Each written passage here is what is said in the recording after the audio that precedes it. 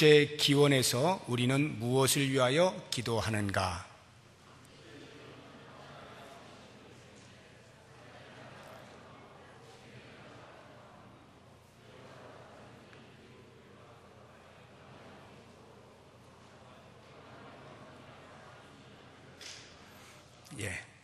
하늘에 계신 우리 아버지여, 이름이 거룩히 여김을 받으시오며 그 다음 나라가 임하시오며.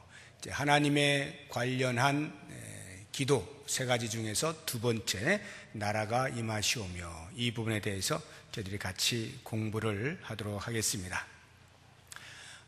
먼저 하나님 나라에 대한 이해가 필요합니다. 하나님 나라, 우리가 보통 나라라고 하면 영토 또는 통치의 개념을 가질 수가 있습니다.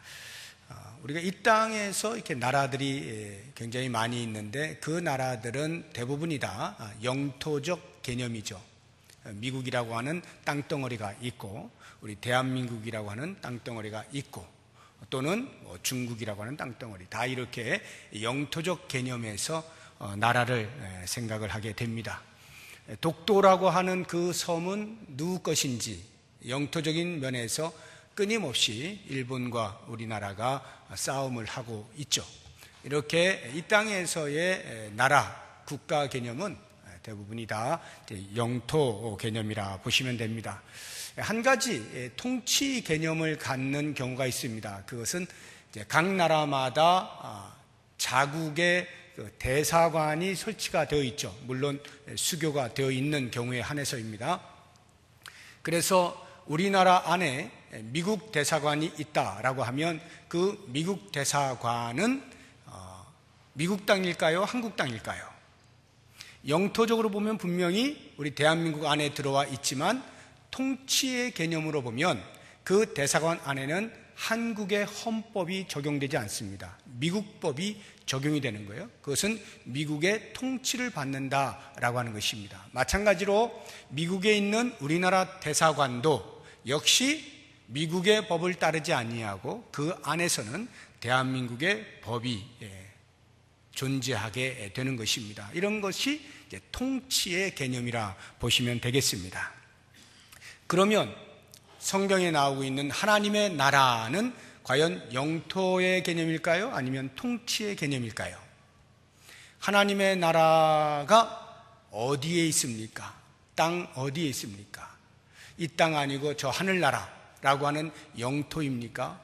아니면 하나님께서 다스리시는 곳, 그곳이 어디든지 하나님의 통치가 있는 곳이면 하나님의 나라라고 부릅니까? 우리는 후자라고 하는 것을 알 수가 있죠. 그래서 하나님의 나라는 영토가 아닌 통치의 개념이라고 하는 것입니다. 한번 볼까요? 요한복음 18장 36절, 우리 자막 보여주시면 좋겠습니다. 요한복음 18장 36절. 제가 자막을 안 드렸죠? 제가 큰 실수를 했네요. 우리 방송실에 제가 자막을 안 드렸네요. 네. 좀 찾아보셔야 되겠는데, 우리 성도님들이. 좀 빠른 속도로. 요한복음 18장 36절. 우리 방송실에서 혹시 이걸로 빨리 찾으시면은 바로바로 띄워주시면 감사하겠습니다. 죄송합니다. 요한복음 18장 36절. 우리 같이 읽어보겠습니다. 예수께서 대답하시되 내 나라는 이 세상에 속한 것이 아니니라. 만일 내 나라가 이 세상에 속한 것이었더라면 내 종들이 싸워 나로 유대인들에게 넘겨지지 않게 하였으리라. 이제 내 나라는 여기에 속한 것이 아니니라. 예수님께서 하신 말씀이에요. 만약에 하나님의 나라가 이 땅에 있는 영토적 개념에서의 이 땅, 예를 들어 예수님이 사시던 그 당시에 그 팔레스타인 이라고 한다면 아마도 예수님의 제자들이 피 흘리게 싸워서라도 그 영토를 차지하려고 했을 것이다, 이런 말이에요. 그런데 예수님의 그 하나님 나라 개념은 이 땅에 있지 않다, 이 땅에 속해 있는 것이 아니다, 영토적 개념이 아니다 라고 말씀을 하심으로써 하나님 나라는 통치의 개념이라 하는 것을 알 수가 있어요. 자, 그러면 두 번째, 성경에 나타나는 하나님 나라의 역사성, 이 말의 의미는 하나님 나라가 언제부터 등장을 했느냐라고 하는 것과 그 하나님 나라가 어떻게 발전해 왔느냐라고 하는 것입니다. 간략간략하게 말씀드립니다. 첫 번째, 창조. 하나님께서 온 우주 만물을 창조하시죠. 그리고 아담과 하와를 세우셔서 그 에덴 동산을 다스리게 만드십니다. 이것을 가리켜서 대리 통치자라고 부릅니다. 아담과 하와는 하나님의 다스리심을 대신하여 시행하는 대리 통치자였습니다. 그러니까 하나님 나라가 언제 발생하였는가라고 하면 하나님께서 온 우주 만물을 창조하실 때부터 시작이 되었다, 이렇게 보시면 되고요. 두 번째, 타락이라고 되어 있는데, 이 타락은 하나님께 대한 불순종으로 인하여서 이제 인간에게 타락이 들어온 것이죠. 그러니까 죄가 이 땅에 들어왔다라고 하는 것입니다. 그 말의 의미는 더 이상 하나님의 나라가 공존할 수 없다는 말이에요. 하나님의 나라는 하나님이 다스리시는 것이기 때문에 죄가 있을 수가 없어요. 하나님의 거룩하심이 온전하게 드러나는 것이 하나님 나라인데, 죄가 들어오게 되면서 그 하나님의 나라가 이제 깨어지게 되었다라고 하는 것입니다. 그래서 이 죄가 들어온 이 땅은 어떻게 되는가? 그때부터 사탄의 나라, 즉 사탄이 통치하는 그러한 구조를 가지게 되었다라고 하는 것입니다. 자, 세 번째, 구속의 전조라고 되어 있죠. 이 구속의 전조라고 하는 것은 하나님께서 타락한 인간들을 구원하시고자 하는 그 구원 사역을 이루시기 전에 먼저 전조로서 보여주신 사건이 있어요. 그것이 바로 하나님의 나라를 대변하는 이스라엘 민족을 세우는 것입니다. 이렇게 하나님께서 하나님 나라를 대변하는 민족으로서의 이스라엘을 세우시는 것은, 그리고 그 이스라엘 민족에게 율법을 주셔서 하나님의 법이 그 민족을 다스리게 하시죠. 그래서 임시적으로 이스라엘 민족이 하나님의 나라의 그림자로서의 역할을 하게 합니다. 그러면 이 하나님의 나라의 그림자의 특징은 죄를 없이 하는 것이죠. 하나님의 거룩, 그 통치가 있으려면 죄가 없어야 되는데 실제적으로 이스라엘 민족 안에 죄가 없지는 않잖아요. 그래서 임시 방편적으로 죄를 억제하는 그러한 시점으로 구속의 전조라고 하는 것입니다. 이 죄 억제의 역할을 하는 것이 바로 율법이라고 하는 것입니다. 하나님께서 이스라엘 민족에게 율법을 주셔서 그 율법대로 살아가실 수 있도록 요청하심으로써 죄를 억제하는 거예요. 그런데 역사는 어떻습니까? 그렇게 죄가 억제되어지고 하나님의 나라가 실현이 되었나요? 그렇지 않죠. 이스라엘 민족이 끊임없이 반항하고 대항하고 하나님을 멀리하고 배반하잖아요. 그래서 하나님의 징벌을 피하지 못하게 됩니다. 즉 이스라엘은 하나님의 나라를 구현하는 일에 있어서 실패를 하고 말죠. 물론 그것의 결과로서는 아닙니다만 그 다음에 하나님께서 궁극적으로 온 열방을 구원하시기 위한 계획, 구속 사건이 이제 네 번째 등장을 하게 됩니다.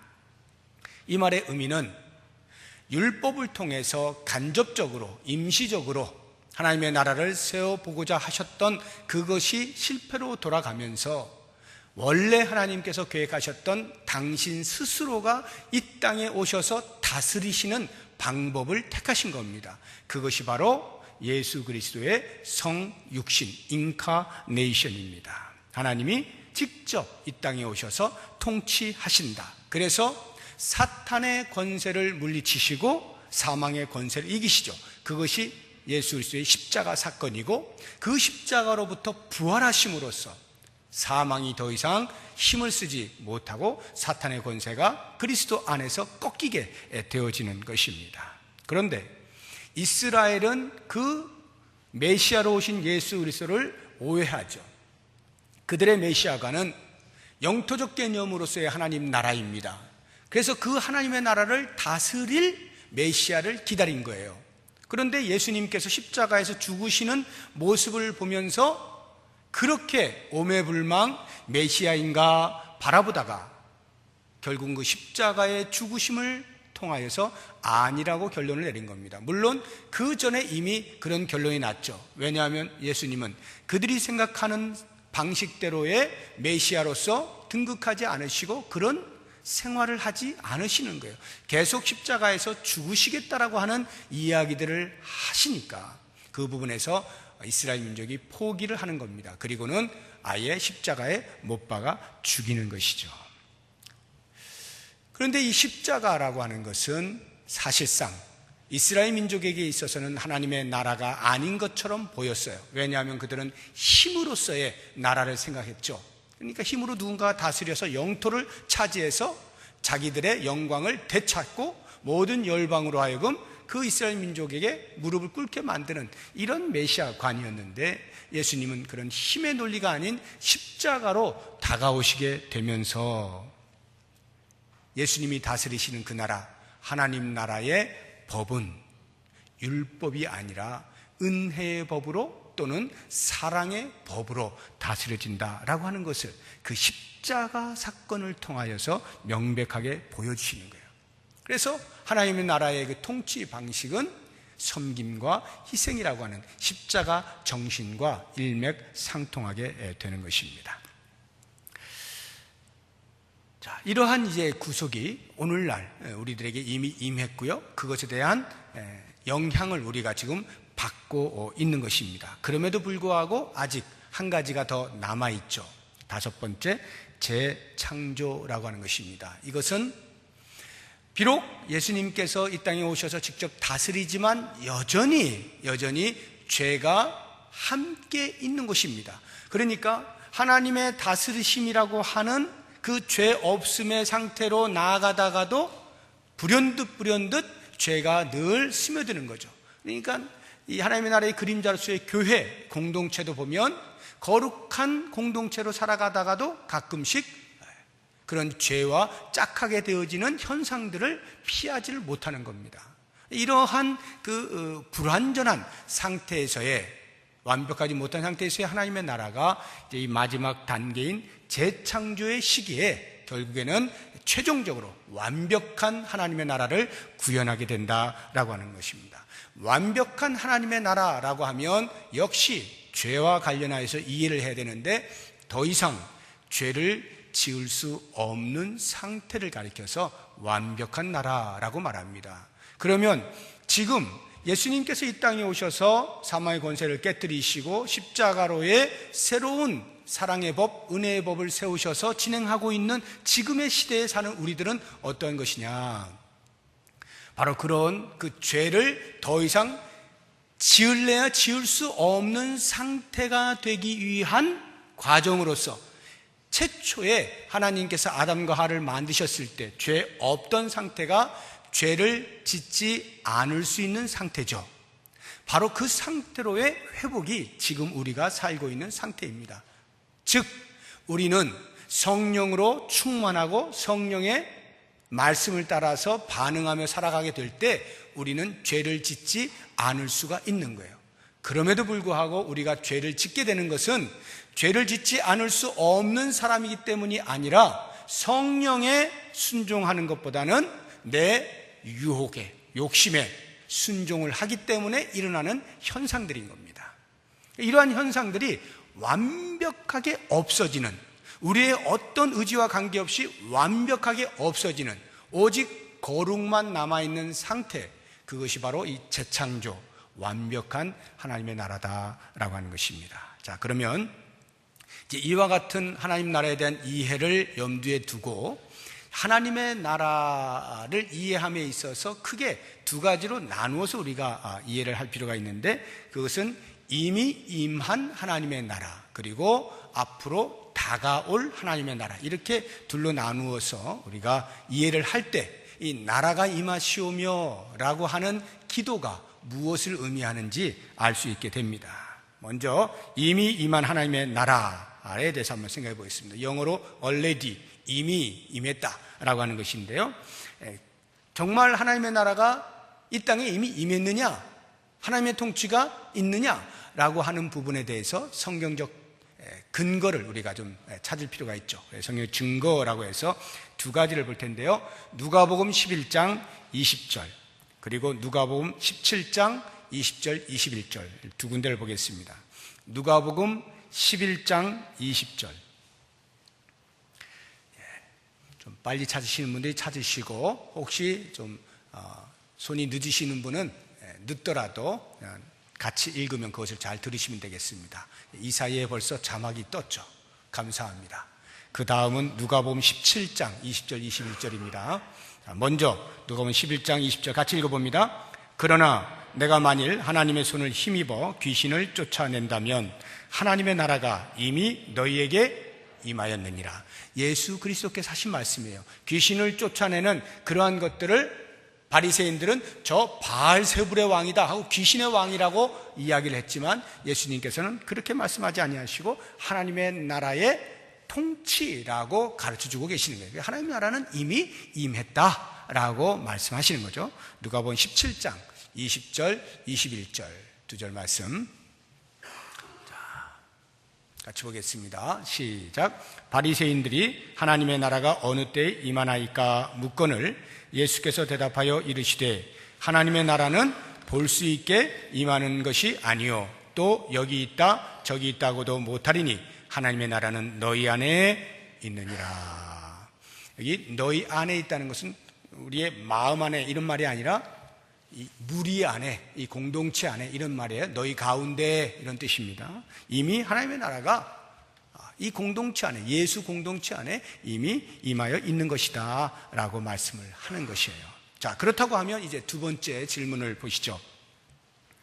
하나님 나라가 이미 임하였다면 나라가 임하시오며 라고 기도하는 이 기도의 의미는 무엇이냐라고 하는 것입니다. 어떤 의미겠어요? 이미 하나님의 나라가 임했어요. 그런데 하나님의 나라가 임하시오며 라고 기도한다는 말의 의미는 하나님의 통치가 완벽하게 구현되기를 추구합니다 이런 뜻이죠. 비록 불완전한 세상을 살아가고 있지만 어찌하든지 하나님의 통치가 완벽하게 임하기를 간절히 원합니다. 추구합니다. 사모합니다. 이런 이제 기도가 되는 것입니다. 또 다른 하나가 있다면 이미 임한 하나님 나라의 성격이 지금보다 더 선명하게 드러나기를 원합니다라는 뜻이에요.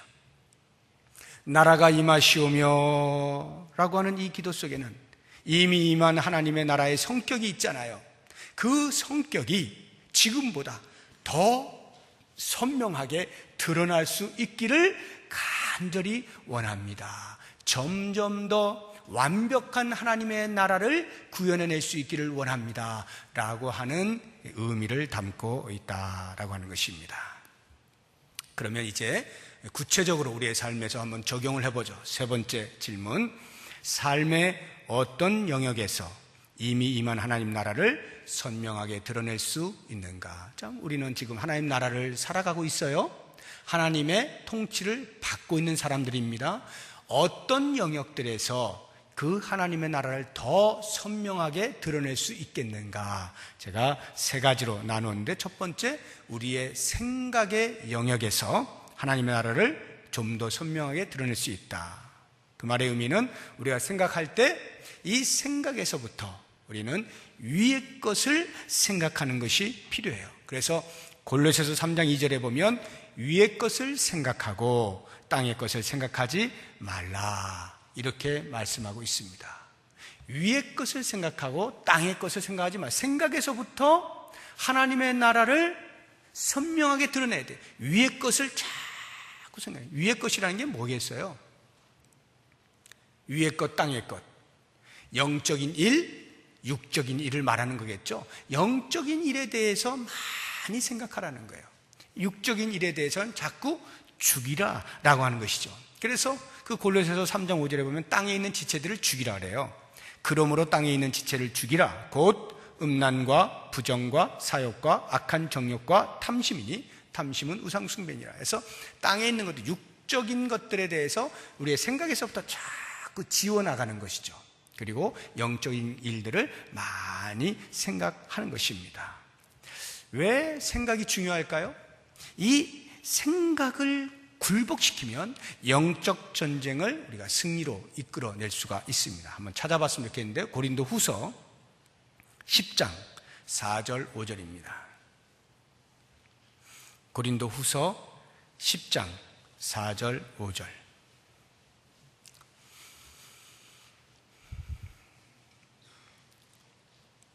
자, 같이 읽어보겠습니다. 우리의 싸우는 무기는 육신에 속한 것이 아니요 오직 어떤 견고한 진도 무너뜨리는 하나님의 능력이라. 모든 이론을 무너뜨리며 하나님 아는 것을 대적하여 높아진 것을 다 무너뜨리고 모든 생각을 사로잡아 그리스도에게 복종하게 하니. 모든 생각을 사로잡아 그리스도에게 복종하게 하면 우리의 영적인 전쟁에서 승리를 할 수가 있다라고 하는 것입니다. 그래서 이 생각의 영역이 하나님 나라를 드러내는 아주 중요한 영역 가운데 하나입니다. 자, 그러면 두 번째 또 다른 영역, 그것은 언어입니다. 우리의 말하는 것. 이 영역에서 역시 우리는 하나님 나라를 선명하게 드러낼 수가 있는데요. 먼저 삼가해야 할 언어들이 있습니다. 우리가 흔하게 생각해 볼 수 있는, 성경에서 늘 이야기하고 있는 험담이라든가 비방이라든가 또는 어떤 염려, 근심, 후회되는 것, 어떤 부정적인 말들, 불평이나 원망의 말들, 다투거나 분을 내는 말들, 불의나 악독의 말들 또는 음담 패설 같은 이러한 말들은 우리가 삼가해야 할 언어입니다. 이것도 우리가 위에서 이렇게 보면 땅의 지체를 죽이는 일환으로서 우리의 언어 생활을 이렇게 조심하게 되면 하나님의 나라를 좀 더 밝히 드러낼 수가 있어요. 그러면 이러한 말 대신에 우리가 자주 사용해야 할 언어의 내용들은 뭘까요? 위로하는 거고, 격려하는 거고, 세워주는 것이고요. 또 훈계하는 것이라든지, 용기를 주는 것이라든지, 칭찬을 하는 것이라든지, 이와 같은 말들이 우리가 많이 써야 할 말이고, 그렇게 우리의 언어 생활을 바꾸어 나가면 나갈수록 하나님의 나라는 우리의 말을 통하여 선명하게 더 드러나게 되는 것입니다. 시편 122편 8절과 9절을 보면 우리가 이런 말을 쓰면 참 좋은 거구나 하는 것을 알게 됩니다. 시편 122편 8절 9절 말씀을 같이 한번 읽어보겠습니다. 내가 내 형제와 친구를 위하여 이제 말하리니 내 가운데에 평안이 있을지어다. 여호와 우리 하나님의 집을 위하여 내가 너를 위하여 복을 구하리로다. 여기 평안과 복, 평안이라고 하는 것, 샬롬, 우리나라 말로 하면 안녕, 안녕하세요라고 하는 이 말을 피차에 많이 하는 겁니다. 우리는 안녕하세요가 그냥 하이, 헬로우 이런 개념으로 사용이 되고 있지만 실제적 의미는 그것을 훨씬 넘어서는 거죠. 평안하십니까? 별일이 없으십니까? 이런 말인데 그 속에 담겨있는 상대방을 향한 깊은 애정과 배려와 관심이 담겨있는 말로서의 안녕하세요, 별일 없으세요? 라고 하는 말들을 많이 써야 한다는 거예요. 그리고 복을 구하는 겁니다. 피차에 서로의 복을 위하여 빌어주는 이러한 일들을 많이 하면 할수록 우리의 언어 생활을 통하여서 하나님의 나라는 더 빛이 나게 된다라고 하는 것입니다. 세 번째 영역은 행동이라고 할 수가 있겠습니다. 우리가 우리의 전 인격을 볼 때 생각과 언어와 행동으로 이렇게 나눠 볼 수 있지 않겠어요? 그럼 이 행동이라고 하는 영역에서 우리가 어떻게 하나님 나라를 선명하게 드러낼 수 있겠는가? 먼저 이 행동을 이렇게 둘로 나눠보면요, 우리의 어떤 존재론적 차원에서의 행위가 있어요. 그러니까 이것을 저는 도덕적 행동이라 이렇게 표현을 하고 싶은데, 예를 들면 정직하는 거, 이런 거 도덕적인 행동입니다. 우리 자신, 나의 정체성을 드러내는 행동이에요. 또는 용서해 주는 것, 관용을 베푸는 것, 자비를 베푸는 것, 누군가와 협력하는 것 등등 이러한 것들은 전부 나의 존재의 가치를 드러내는 행위들이 되는 겁니다. 도덕과 관련이 되어지죠. 그런가 하면 우리의 어떤 사명과 관련, 성도로서의 사명과 관련되어진 행동들이 있어요. 이런 것을 제가 신앙적 행동이라 이렇게 만약 명명을 한다면 우리 교회의 핵심 사역 5가지는 대표적인 신앙적 행동이라 할 수가 있습니다. 예배, 교육, 선교, 봉사, 교제, 이와 같은 것들은 우리의 신앙적 행위, 예배를 어떻게 드리느냐라고 하는 그 행위를 통하여서 하나님의 나라를 선명하게 드러낼 수 있는 것이고, 주의 말씀을 어떻게 가르치느냐, 어떻게 배우느냐라고 하는 것으로 하나님의 나라를 드러낼 수가 있고요. 어떻게 우리가 하나님의 나라의 완성을 위해서 끊임없이 선교하느냐라고 하는 것, 또는 그리스도의 사랑을 나누며 섬기느냐 하는 봉사의 부분들 등등 이러한 것들이 전부 우리의 신앙적 행위로서 하나님의 나라를 선명하게 드러내는 영역이 된다라고 하는 것입니다. 자, 그러면 이제 마지막 3번째, 이미 임한 하나님의 나라에서의 나라가 임하시오며 라고 하는 의미들이 이런 것들이라고 한다면, 이제 다가올 하나님의 나라, already but not yet, 아직은 임하지 않은 다가올 하나님의 나라. 과연 성경은 이 다가올 하나님의 나라에 대해서도 이야기하고 있느냐라고 하는 부분을 먼저 한번 찾아보죠. 2군데를 찾아볼 텐데, 마태복음 25장 34절과 마가복음 14장 25절 말씀 2절을 한번 보도록 하겠습니다. 먼저 마태복음 25장 34절 말씀을 같이 한번 읽어보겠습니다. 그때에 임금이 그 오른편에 있는 자들에게 이르시되, 내 아버지께 복받을 자들이여, 나와 창세로부터 너희를 위하여 예비된 나라를 상속받으라. 아직 임하지 않은 나라죠. 예비된 나라를 상속받으라. 마지막 날이 되면 상속받을 나라가 있어요. 그것이 곧 다가올 하나님의 나라죠. 마가복음 14장 25절 같이 읽어봅니다. 진실로 너희에게 이르노니 내가 포도나무에서 난 것을 하나님 나라에서 새 것으로 마시는 날까지 다시 마시지 아니하리라 하시니라. 하나님 나라에서 새 것을 마시기까지, 그 때가 언제입니까? 예수 그리스도께서 다시 오셔서 새 하늘과 새 땅이 임하게 되는 그때, 그것을 하나님 나라, 완벽한 하나님의 나라, 다가올 하나님의 나라라고 말하는 거죠. 그러니까 성경은 이렇게 이미 임한 하나님의 나라를 말하는가 하면 동시에 다가올 하나님의 나라도 있음에 대하여 이야기를 하고 있는 것입니다. 자, 그렇다고 한다면 이제 2번째 문제에서 하나님의 나라가 아직 임하지 않았다면, 다가올 하나님의 나라가 여전히 있다면, 그때에 나라가 임하시오며 라고 하는 말의 의미는 무엇일까? 뭐겠습니까? 아직 나라가 임하지 않았어요. 그런데 나라가 임하시오며 라고 기도한다면 그 이야기는 빨리 와주십시오 라고 하는 말 아니겠어요? 빨리 와주십시오. 우리는 그것을 뭐라 그래요? 주 예수여 오시옵소서. 그게 뭐죠? 마라나타, 마라나타. 마라나타의 신앙을 담지하고 있는 기도죠. 나라가 임하시오며. 예수님의 재림을 간절히 사모하는 거예요. 그래서 계시록 22장 20절에 보면, 이것들을 증언하신 이가 이르시되 내가 진실로 속히 오리라 하시거늘 아멘 주 예수여 오시옵소서. 아멘 주 예수여 오시옵소서. 제가 아까 샬롬이라고 하는 평안을 비는 것 성도 간에 필요하다고 했잖아요. 우리의 언어 생활에 있어서. 그런데요, 또 하나 중요한 성도 간의 인사가 있어요. 그게 바로 이 마라나타입니다. 마라나타. 아멘 주 예수여 오시옵소서. 아니, 그러면 빨리 죽으란 말인가? 혹시 이렇게 오해하시는 분이 계실지 모르는데, 그런 의미가 아니라 주의 오심에 대하여 기대감을 가지고 기다리고 있다라고 하는 신앙의 고백인 거죠. 이 땅으로 계속 나는 어떻게 해서든지 100살, 120살 오래오래 살 거야 이거는 정확하게는 기독교 신앙이 아닙니다. 그렇게 하나님이 살게 하시면 살면 돼요. 사는 것으로 하나님께 영광을 돌리면 됩니다. 그러나 주님이 다시 오시는 것에 대해서는 이 땅에 사는 것보다 훨씬 더 간절하게 기다려야 돼요. 그게 마라나타의 신앙이에요. 정말 신앙입니다. 과연 우리는 그 신앙을 가지고 있습니까?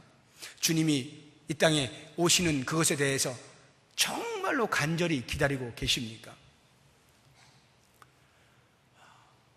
돌아봐야 돼요. 이 신앙이 있다면 그분은 이 나라가 임하시오며라고 하는 기도를 할 자격이 있는 분이죠. 그런가 하면 나라가 임하시오며라고 하는 것은 하나님의 최후 심판을 간절히 바란다라고 하는 의미도 되는 것입니다. 무슨 말이에요? 성도로 살아가면서 억울한 일들이 많이 있어요. 성도로 살아가면서 손해보는 것도 많이 있고 절제해야 되는 것도 많이 있고 뭐 이렇게 다른 사람들과 같이 마음 놓고 놀지도 못하고 여러 가지 제약들이 많이 있어 보입니다. 그러한 삶에 대해서 주변에서 가만히 놔두기만 해도 괜찮은데 자꾸 손가락질을 하고 옆구리를 쑤셔가면서 조롱하고 멸시하고 비웃고 바보라는 둥 뭐 이렇게 하면 얼마나 속이 상합니까? 그리고 믿음에 대하여서 믿지 못하도록 핍박을 하는 경우라면 더더욱이나 하나님의 심판에 대하여 간절히 구하는 것은 성도로서 당연한 것이다 라는 생각이 듭니다. 하나님의 최후 심판, 마지막 날에 있게 되어질 그 심판을 간절히 바라는 것이 바로 이 나라가 임하시오며 라는 기도의 의미가 되는 것입니다. 그래서 베드로서 3장 12절 13절에 보면 이렇게 되어 있어요. 하나님의 날이 임하기를 바라보고 간절히 사모하라. 그날에 하늘이 불에 타서 풀어지고 물질이 뜨거운 불에 녹아지려니와 우리는 그의 약속대로 의가 있는 곳인 새하늘과 새 땅을 바라본다. 그러니까 악인에게는 하나님의 심판으로, 그러나 우리 의인에게는, 그리스도 안에서 의인된 우리에게는 상급의 시간으로 다가오게 되는 거죠. 하나님의 약속에 실현이 되어지는 그때가 되는 것이죠. 그래서 이 나라가 임하시오며라고 하는 기도는 하나님의 최후 심판을 간절히 바라는 의미를 담고 있다. 세 번째, 그러면 다가올 하나님 나라를 추구하면서 사는 이 땅에 현재 살고 있는 우리 이 성도의 태도는 어떠해야 할 것이냐. 한마디로 이야기하면 나그네의 삶을 살아야 한다. 우리 히브리서 11장, 좀 긴데요, 우리 자막이 뜨는 대로 같이 한번 읽어보면 좋겠어요. 히브리서 11장 13절부터 16절까지 말씀입니다. 히브리서 11장 13절에서 16절까지 우리 읽으면서 그 내용을 같이 한번 이렇게 생각을 해보도록 하겠습니다. 시작. 이 사람들은 다 믿음을 따라 죽었으며 약속을 받지 못하였으되 그것들을 멀리서 보고 환영하며 또 땅에서는 외국인과 나그네임을 증언하였으니 그들이 이같이 말하는 것은 자기들이 본향 찾는 자임을 나타냅니다. 그들이 나온 바 본향을 생각하였더라면 돌아갈 기회가 있었으려니와 그들이 이제는 더 나은 본향을 사모하니 곧 하늘에 있는 것이라. 이러므로 하나님이 그들의 하나님이라 일컬음 받으심을 부끄러워하지 아니하시고 그들을 위하여 한 성을 예비하셨느니라. 나온 바 본향, 여기서 이야기하고 있는 것은 아브라함이 어디에서 나왔어요? 갈대아 우루, 우상이 있는 곳, 우상을 만든 곳, 그곳에서 나오죠. 그리고 더 나은 본향을 바라보죠. 더 나은 본향이 어디예요? 주님이 다시 오시는 재림의 때 완벽한 하나님의 나라가 임하는 그때, 그 나라에 들어가는 것을 더 나은 본향이라고 표현하고 있어요. 그러면 그 사이에 살아가고 있는 이 땅에서의 삶은 다 뭐라는 거예요? 나그네로, 외국인으로 살아간다, 이렇게 표현을 하고 있지 않습니까? 그러면 한번 생각해 보십시오. 나그네로 산다는 게 과연 어떻게 사는 것을 의미하는 것인가? 그러면 우리가 그렇게 살면 정확하게 사는 거죠. 나그네는 첫 번째, 이 땅의 삶에 집착을 하거나 미련을 갖지 않죠. 여행을 하면 금방 이해가 되죠. 여행을 하는 사람이 어딘가를 가면 거기에 미련을 갖거나 집착을 하지 않아요. 야, 좋다. 즐기기는 합니다만 돌아갈 집이 있기 때문에 그곳에서 천년만년 살겠다라고 하는 미련을 갖지는 않아요. 언제든지 떠날 준비가 되어 있는 것이죠. 훨씬 더 편한 내 집이 있기 때문에 그렇습니다. 두 번째, 나그네는 이 땅의 삶에 대해서 염려하지 않습니다. 아무래도 여행을 다니면 물론 요즘이야 돈 주고 사 먹으면 집에서보다 더 풍성히 먹을런지 모르겠습니다만 뭘 싸가지고 가서 이렇게 콘도 같은 데서 또는 민박을 하면서 해먹는다라고 하면 아무래도 집에서 먹는 것보다는 부실하겠죠. 그래도 그 부분에 대해서 불평이 없어요. 그냥 라면 한 개 끓여 먹어도 괜찮아요. 왜냐하면 계속 그렇게 먹을 게 아니기 때문에 여행 다니는 동안에 잠시 그렇게 하는 것이고 집에 돌아가면 또 정상적으로 얼마든지 먹고 생활을 할 수 있기 때문에 이 땅의 삶에 대해서 염려하지 않습니다. 마지막 세 번째, 죽음을 두려워하지 않죠. 우리가 이 땅을 나그네로 살아간다라고 할 때 그 의미는 죽음을 두려워하지 않는 것입니다. 한번 생각을 해보세요. 죽음의 공포를 넘어서서 살아가는 사람의 배짱, 그것보다 더 무서운 게 없어요. 죽음을 두려워하지 않는 사람 앞에서는 어느 누구도 공포심을 줄 수가 없습니다. 아무리 무섭게 해도요, 죽음 이상을 할 수가 없거든요. 그런데 그 죽음을 두려워하지 않아 버리면 그냥 그것으로 끝나버리는 것입니다. 우리 대한민국 이 사회가 자살률이 상당히 높습니다. 근데 왜 자살을 하는가? 자살하는 사람들이 죽음의 공포를 느끼지 못하기 때문에 자살을 할까요? 그런 것에 대해서 극복이 되었기 때문에 그래서 자살을 시도할 수가 있는 것일까요? 저는 그렇게 생각지 않습니다. 분명히 죽음에 대한 공포가 있을 거예요. 그런데도 불구하고 죽음 이후의 삶에 대한 아무런 희망이 없는 사람, 죽음 이후에 대해서 아무런 생각이 없는 사람, 관심이 없는 사람, 그런 사람은 이 땅을 지금 내가 괴롭게 살아가게 되어질 때에 어차피 죽음 이후가 끝이라고 한다면 굳이 이 험한 세상 이렇게 힘들게 살 필요가 뭐가 있나 라고 하면서 그 죽음의 공포가 다가오지만 그것보다 지금의 삶의 의미가 더 허무하게 느껴질 때 그냥 자살을 하는 거죠. 그런데요, 죽음 이후에 삶이 있다는 것을 알고 있는 성도는 어떻습니까? 절대로 자살할 수가 없죠. 죽음 이후의 삶에 대한 확신이 있는 사람은 아무리 이 땅이 괴로워도요, 그렇게 살다가 내가 죽게 되어질 때 그 이후에 펼쳐질 파라다이스, 하나님과 영원히 함께 살 영광스러운 나라, 그것에 대한 확신이 있기 때문에 지금의 고난을 꿋꿋이 견디어 나갈 수가 있게 되는 거죠. 옛날에 조선시대에 이렇게 보면 가끔 왕이 서민들이 어떻게 사는가, 백성들이 어떻게 사는가 해서 몰래 이렇게 백성들 사는 곳으로 가는 그런 일이 있잖아요.